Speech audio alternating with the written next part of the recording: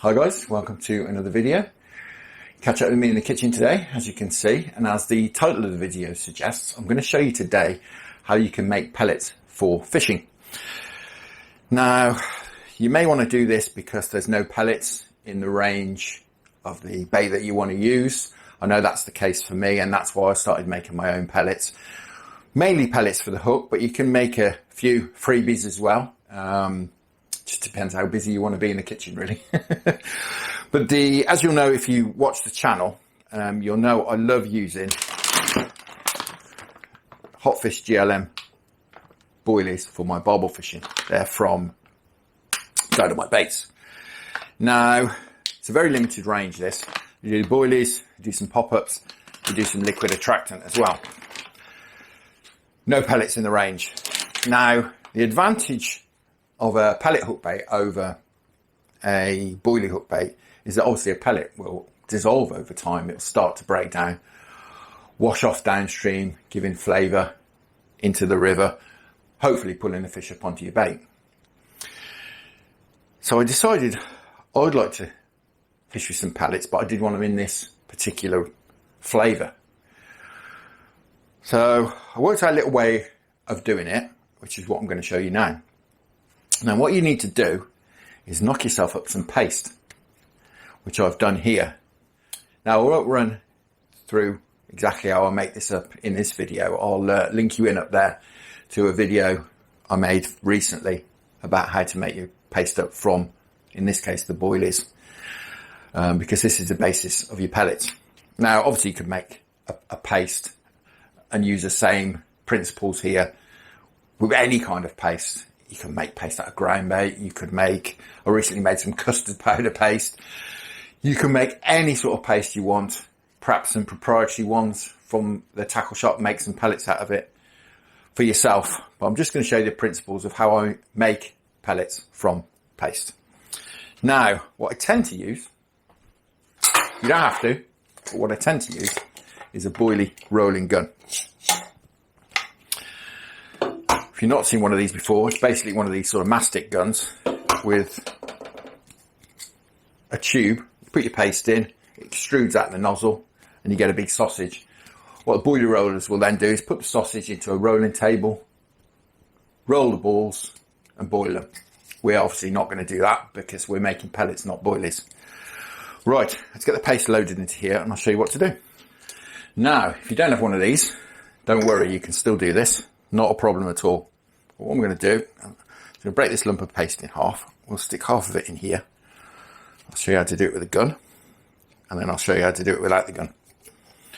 So it's just a case of loading that up. Put that back in. And what we're going to do is turn this around so you can see what's going on. Came by the kitchen window for some light. Now what we're going to do is extrude a sausage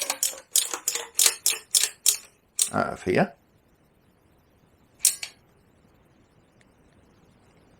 This paste is fairly thick. Just making a lovely sausage like that. This is about 15mm a nozzle in here, so obviously the pellet's going to be about 15mm. That's plenty for now. And I would imagine you're way ahead of me already. But all we're going to do with that is simply chop it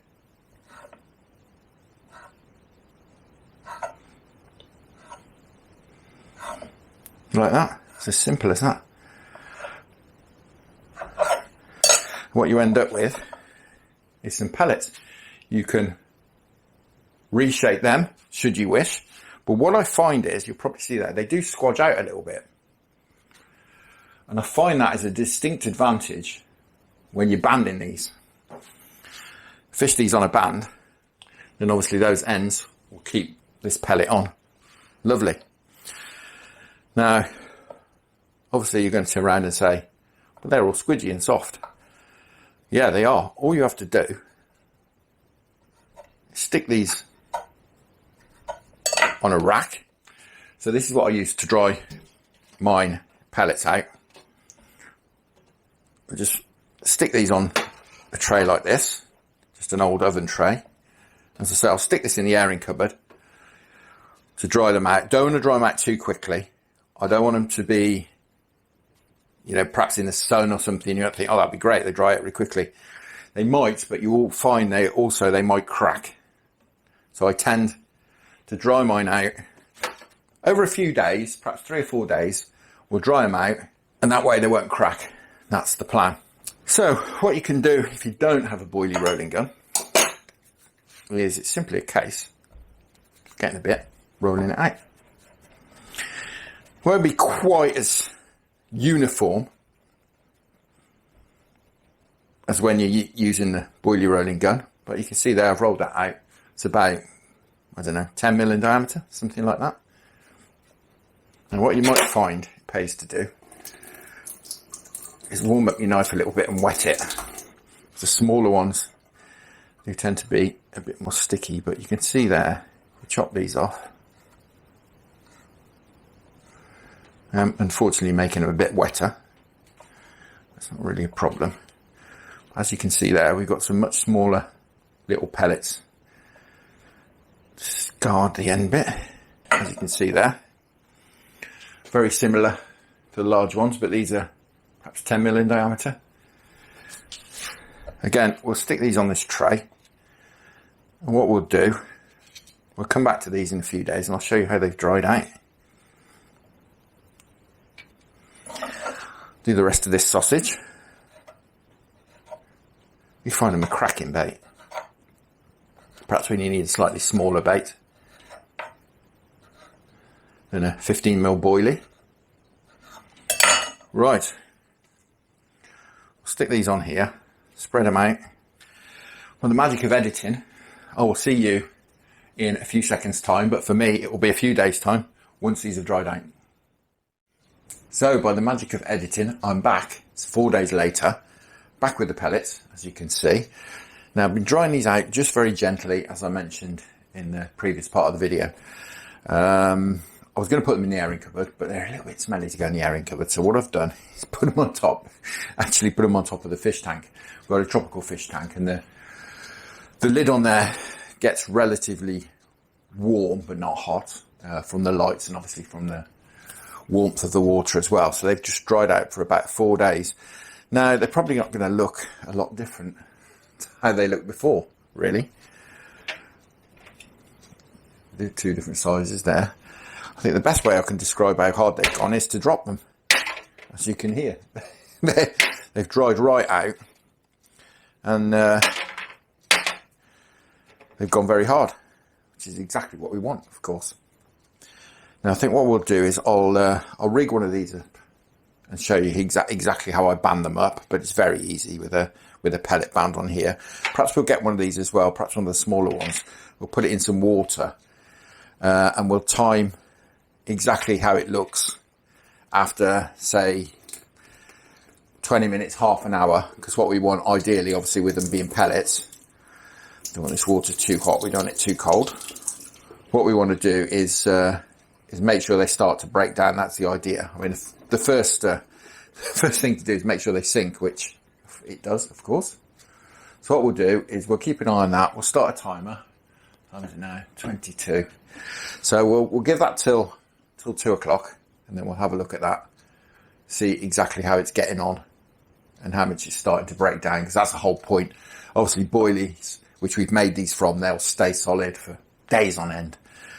Whereas pellets, we want them to start to break down. That's the whole point. So, as I say, it's just 22 now. So we'll give that till 2 o'clock, and then we'll have a look exactly what it looks like and how it's starting to break down, hopefully.